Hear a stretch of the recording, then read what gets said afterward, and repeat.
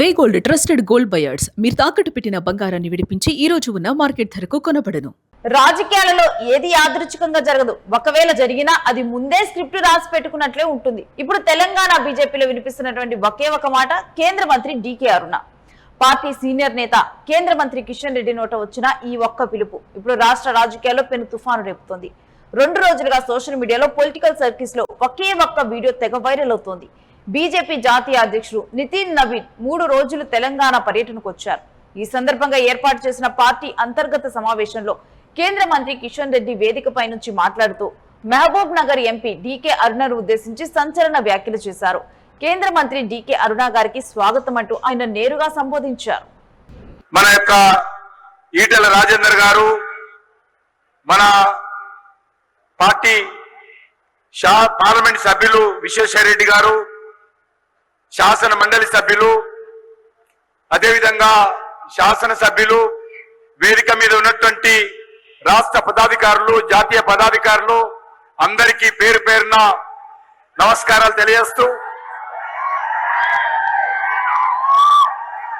మన యొక్క కేంద్ర మంత్రివర్యులు అరుణ గారు, అదేవిధంగా మన యొక్క ఈటెల రాజేందర్ గారు, సాధారణంగా కిషన్ రెడ్డి లాంటి సీనియర్ నేత, అది కేంద్ర మంత్రి వర్గంలో ఉన్న వ్యక్తి నోటి నుంచి ఇలాంటి మాటలు ఊరికే రావు అనేది రాజకీయ విశ్లేషకుల అంచనా.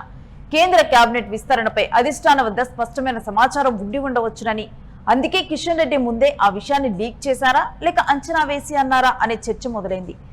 ఏది ఏమైనా కిషన్ రెడ్డి పిలుపుతో తెలంగాణ బీజేపీలో ఒక్కసారిగా పొలిటికల్ హీట్ పెరిగింది. ఇక డీకే అరుణకు కేంద్ర మంత్రి పదవి దక్కబోతుందనే ప్రచారానికి బలమైన కారణాలు లేకపోలేదు. ఆమెకు ఈ పదవి ఇవ్వటం వెనుక పెద్ద రాజకీయ వ్యూహమే దాగి ఉందని టాక్. గత లోక్సభ ఎన్నికల్లో మహబూబ్ నగర్ స్థానం నుంచి డీకే అరుణ ఘన విజయం సాధించారు. మహబూబ్ నగర్ అనేది ప్రస్తుత తెలంగాణ ముఖ్యమంత్రి యనుమల రేవంత్ రెడ్డి సొంత జిల్లా. రాష్ట్రంలో కాంగ్రెస్ అధికారంలో ఉన్న వేళ సీఎం రేవంత్ రెడ్డి తన సొంత జిల్లాలో కాంగ్రెస్ ని గెలిపించుకోవాలని సర్వశక్తులు ఒడ్డారు.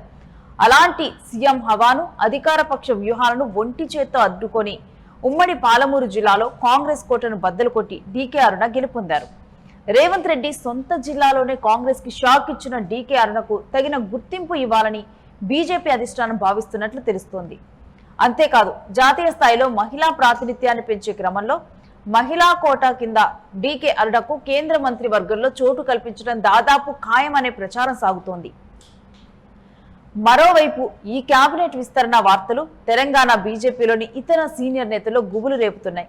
ఎప్పటి నుంచో కేంద్ర మంత్రి పదవిపై భారీ ఆశలు పెట్టుకున్న నేతలు ఈసారి ఎలాగైనా బెత్తు దక్కించుకోవాలని గట్టి ప్రయత్నాలు చేస్తున్నారు. ముఖ్యంగా ఈటెల రాజేందర్ పేరు చర్చకొస్తోంది.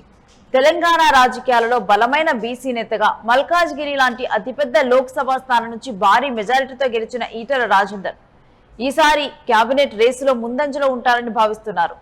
గతంలో రాష్ట్ర అధ్యక్ష పదవి కోసం బలంగా పోరాటం చేశారు. తనకు అధ్యక్ష పదవి ఇస్తే వచ్చే ఎన్నికలలో రాష్ట్రంలో పార్టీని అధికారంలోకి తీసుకొస్తాను అంటూ హామీ సైతం ఇచ్చారట. కానీ తీవ్ర పోటీ, కొన్ని సమీకరణాల ఆధారంగా ఆ పదవిని రామచంద్రరావుకు కట్టుబెట్టడం జరిగింది. ఇక ఆ తరువాత నుంచి ఈటెల కొంత సైలెంట్ అయ్యారనే ప్రచారం కూడా బీజేపీలో వినిపిస్తోంది. ఇక ఇటు ఫైర్ బ్రాండ్ గా పేరు తెచ్చుకున్నటువంటి నిజామాబాద్ ఎంపీ ధర్మపురి అరవింద్ పేరు సైతం మంత్రివర్గం ప్రచారం రేసులో వినిపిస్తోంది. నిజామాబాద్ నుంచి వరుసగా 2వ సారి ఎంపీగా గెలిచి మంచి ఊపు మీదున్నారు. ఇక ఇచ్చిన హామీ ప్రకారం జాతీయ పసుపు బోర్డు తేవటం ఆయనకు లోకల్ గా మంచి పేరు తెచ్చిపెట్టింది. దీంతో పాటు అధికార కాంగ్రెస్ పై సీఎం రేవంత్ రెడ్డిపై మాటల తూటాలు కురిపిస్తున్నారు. అంశాల వారీగా పార్టీ వాయిస్ బలంగా వినిపిస్తున్నారు. ఇలాంటి తరుణంలో అకస్మాత్తుగా డీకే అరుణ పేరు తెర మీదకి రావటం, అది కిషన్ రెడ్డి నోటి నుంచే ఆ వ్యాఖ్యలు రావటం ఈ సీనియర్ నేతల ఆశలపై నీళ్లు చల్లినట్లయింది.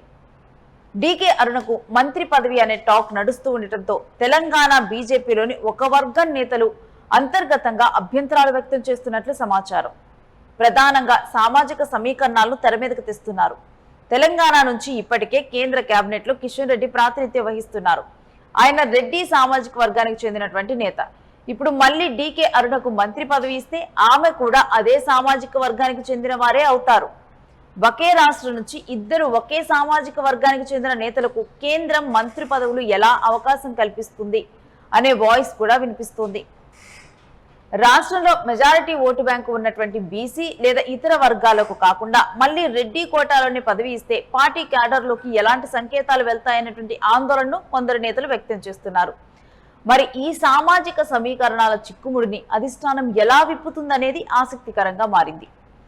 బీజేపీ జాతీయ అధ్యక్షుడు నితిన్ నబీన్ 3 రోజుల పర్యటన ముగిసే సమయానికి తెలంగాణ బీజేపీలో సరికొత్త చర్చకు తెరలేచింది. అంచనాలను నిజం చేస్తూ కిషన్ రెడ్డి చేసిన కామెంట్స్ నిజమవుతాయా?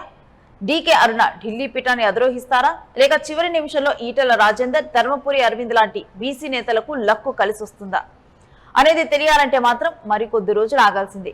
ఏది ఏమైనా రాబోయే కేంద్ర కేబినెట్ విస్తరణ మాత్రం తెలంగాణ రాజకీయాల్లో సరికొత్త సమీకరణాలకు దారితీయటం ఖాయంగా కనిపిస్తోంది.